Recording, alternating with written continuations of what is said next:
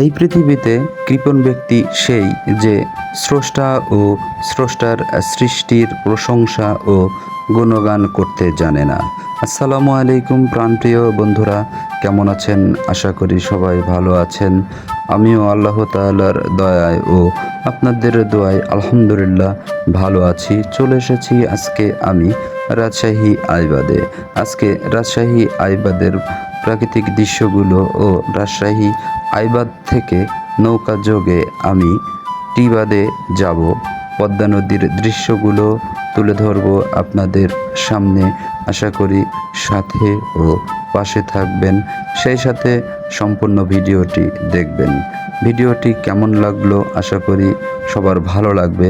যদি ভালো লেগে থাকে তাহলে লাইক ও কমেন্ট করবেন এবং অন্যকে দেখার সুযোগ করে দেবেন শেয়ারের মাধ্যমে। প্রিয় বন্ধুরা, আপনারা দেখতে পাচ্ছেন পদ্মা নদীর পাড়ের দৃশ্য। যদিও এখন বর্ষার মৌসুম না, বর্ষার মৌসুমে এই পদ্মা নদী চারিদিকে পানি থই থই করে। অনেক বড় একটা পদ্মা নদী।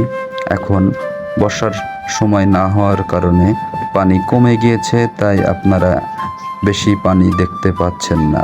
প্রিয় বন্ধুরা, আমরা রওনা করেছিলাম আইবাদ থেকে নৌকায়। প্রায় আমরা চলে এসেছি টিবাদে। দেখতেই পাচ্ছেন টিবাদে শুক্রবারে সবসময় দর্শনার্থীরা এসে থাকে এবং ভিড় থাকে, প্রচণ্ড মানুষের ভিড়। আপনারা ইতিমধ্যেই দেখতে পাচ্ছেন মানুষের ভিড়, সেই সাথে টিবাদের দৃশ্য। নৌকা ভ্রমণ করতে কম বেশি সবারও ভালো লাগে, আমারও ভালো লাগে, তাই আমার এই অনুভূতিটা আপনাদের সামনে তুলে ধরলাম ভিডিওর মাধ্যমে। আপনারা আসলে টিবাদ থেকে আইবাদে যেতে পারবেন নৌকাতে, আবার আইবাদ থেকে টিবাদেও আসতে পারবেন নৌকাতে। অনেক সুন্দর ও মজার একটা ভ্রমণ, সেটা হলো নৌকা ভ্রমণ। নৌকা ভ্রমণ আমাদের গ্রামীণ একটা ঐতিহ্য। তো সেই ঐতিহ্যটা এখনও রাজশাহী ধরে রেখেছে পদ্মা নদীতে। আপনারা আসলেই এখানে দেখতে পারবেন ও উপভোগ করতে পারবেন।